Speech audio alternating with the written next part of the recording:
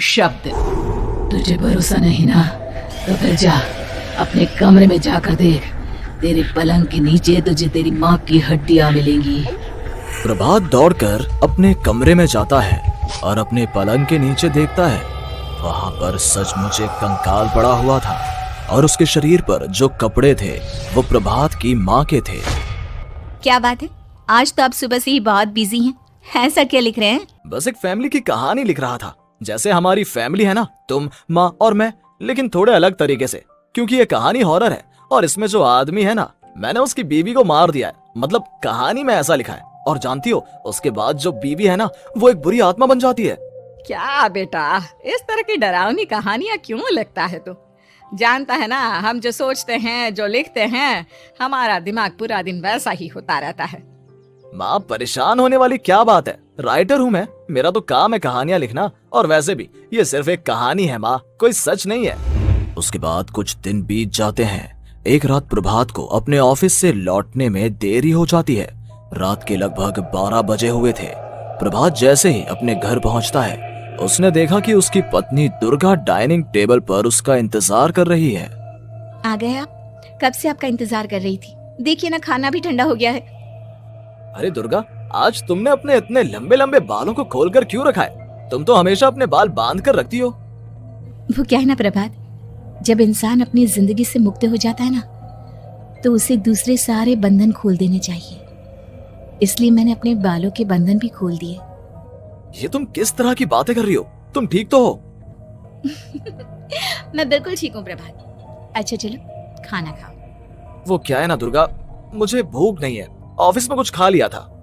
कोई बात नहीं, मैं तुम्हारे लिए एप्पल काट देती हूँ, एप्पल खा लो। नहीं दुर्गा, मुझे नहीं खाना है, मेरा मन नहीं है यार। तभी अचानक से दुर्गा अपने हाथ में एक बड़ा सा चाकू लेकर प्रभात पर हमला कर देती है। प्रभात अपने आप को बचाने की कोशिश करता है। आज मैं तुझे नहीं छोड़ूंगी, तुझे अपने साथ लेकर जाऊंगी अपनी दुनिया में। ये क्या बोल रही हो तुम? तुम्हारा दिमाग खराब हो गया है। आखिर तुम हो कौन? दुर्गा अपनी गर्दन टेढ़ी करते हुए बोलती है। मैं दुर्गा हूँ, तुम्हारी पत्नी। ध्यान से देखो मेरी आंखों में। प्रभात बुरी तरह से डर जाता है और घबराहट में वो चाकू अपनी पत्नी के पेट में मार देता है। उसकी पत्नी की वहीं के वहीं मौत हो जाती है और उसकी चीख की आवाज सुनकर उर्मिला दौड़ते हुए बाहर आती है। ये तूने क्या किया प्रभात? तुमने अपनी पत्नी का खून कर दिया। लेकिन तू तो उसे बहुत प्यार करता था बेटा। तूने बहू को क्यों मार डाला? माँ, ये आपकी बहू नहीं थी, इसके अंदर कोई बुरी आत्मा घुसाई थी। मैं नहीं जानता ये सब कैसे हो गया, लेकिन वो मुझ पर हमला कर रही थी, मुझे मारने की कोशिश कर रही थी। माँ, मैंने कुछ नहीं किया। ये तूने क्या कर दिया बेटा? दुर्गा ने मुझे कहा था कि वो तेरी कहानी को उस कैरेक्टर की तरह एक्टिंग करके तुझे डराने की कोशिश करेगी। अरे वो तो तेरे साथ मजाक कर रही थी। हे भगवान, ये क्या हो गया? इसका मतलब दुर्गा। लेकिन माँ, मैंने जो कहानी लिखी थी उसमें भी ऐसा ही हुआ था। उस औरत ने अपने पति के साथ मजाक किया और गलती से उसके पति ने उसके पेट में चाकू मार दिया। मेरी कहानी सच कैसे हो सकती है? माँ, मुझे बहुत डर लग रहा है। अब ये सोच, दुर्गा की लाश का क्या करें हम? अगर गलती से भी ये बात बाहर फैल गई ना, तो तुझे पूरी जिंदगी जेल की सलाखों के पीछे रहना पड़ेगा। एक काम करते हैं माँ, हम घर के पीछे वाले बगीचे में उसकी लाश को दबा देते हैं। अगर कोई पूछेगा तो कह देंगे कि उर्मिला अपने मायके गई और फिर एक दिन हम भी अचानक यहाँ से कहीं दूर चले जाएंगे। कोई नहीं आएगा हमें पूछने, कोई नहीं आएगा माँ, बाद में जो होगा हम देख लेंगे।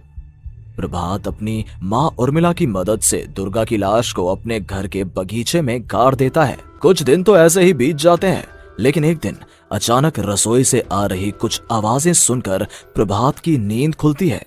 प्रभात ने देखा कि वहां पर एक लंबे बालों वाली औरत दूसरी तरफ चेहरा करके खड़ी हुई थी। कौन है?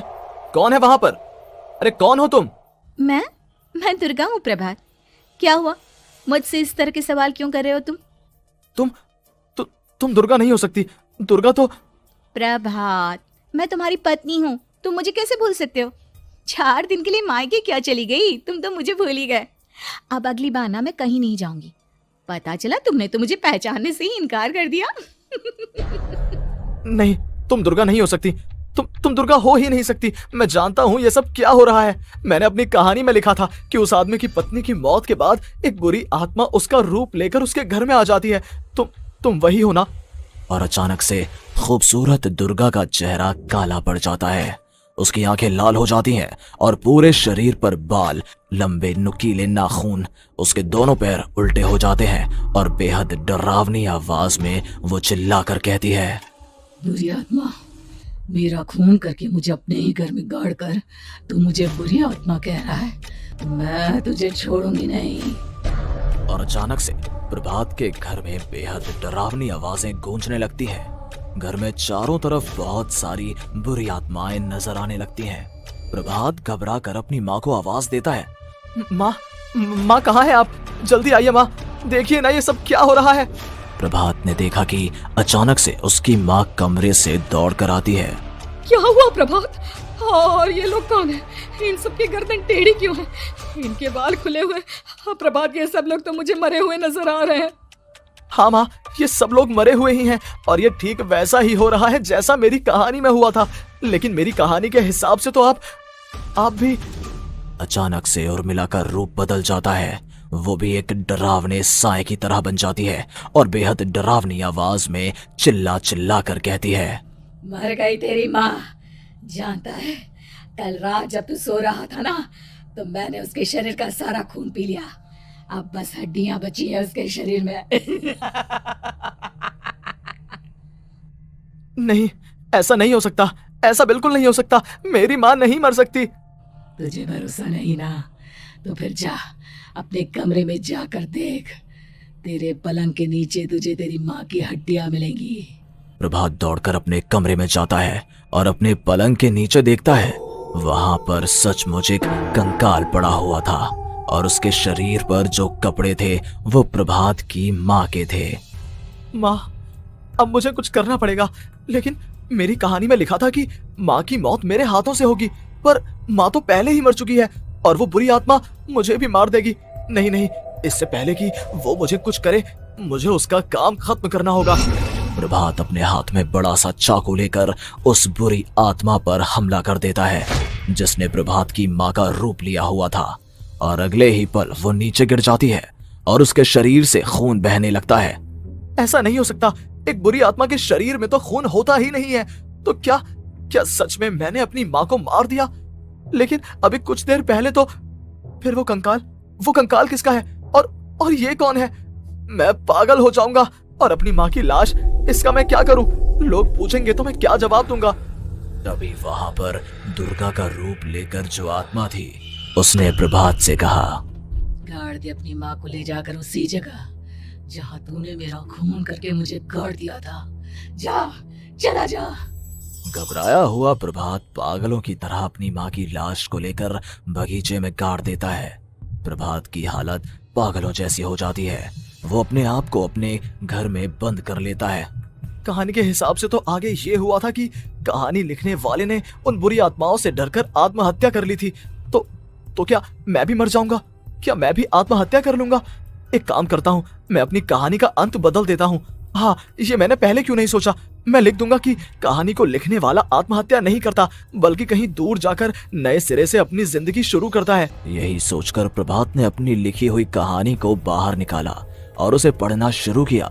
ये देखकर वो हैरान रह गया कि कहानी का क्लाइमैक्स तो किसी ने पहले ही बदल दिया था। ये क्या? इसमें तो लिखा हुआ है कि आखिर में उस लेखक की पत्नी और माँ दोनों बगीचे में जिंदा दफन थे। बुरी आत्माओं ने उनको कैद करके रखा था और वो लेखक अपनी माँ और पत्नी दोनों को जिंदा बाहर निकाल लेता है। लेकिन ये सब लिख किसने दिया? प्रभात दौड़कर बगीचे में जाता है और वहां पर खुदाई करना शुरू कर देता है। प्रभात देखता है कि वहां पर लकड़ी के 2 बड़े संदूक हैं और उनके अंदर से आवाजें आ रही हैं। प्रभात बचा लो मुझे। अगर थोड़ी देर और होगी तो वो मुझे छोड़ेगी नहीं।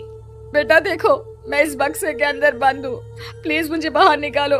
वो बुरी आत्मा किसी भी वक्त मुझे मार डालेगी। प्रभात वो दोनों बक्से बाहर निकालता है और अपनी पत्नी और माँ दोनों को आजाद करवा लेता है। लेकिन तभी वहां पर अचानक से एक बेहद डरावनी और खौफनाक दिखने वाली औरत आ जाती है। तुझे क्या लगा था इतनी आसानी से अपनी पत्नी और माँ को बचा लेगा? बस 5 मिनट और उसके बाद अमावस का चांद आसमान में आने ही वाला है। लेकिन तूने इन दोनों को बाहर निकाल लिया, अब तुझे मरना होगा। नहीं, मैं जानता हूँ मैं नहीं मरूंगा, और अब आगे क्या करना है ये भी मुझे पता है। प्रभात, ये बहुत खतरनाक है, हमें मार डालेगी प्रभात, चलो यहाँ से। नहीं दुर्गा, अब मुझे अच्छी तरह से पता चल चुका है कि इस बुरी आत्मा से हम कैसे पीछा छुड़वा सकते हैं। और इतना कहकर प्रभात अपने हाथ में पकड़ी हुई सिंदूर की थैली उस बुरी आत्मा के ऊपर उछाल देता है। कुछ ही देर में वो जमीन पर गिरकर राख में बदल जाती है।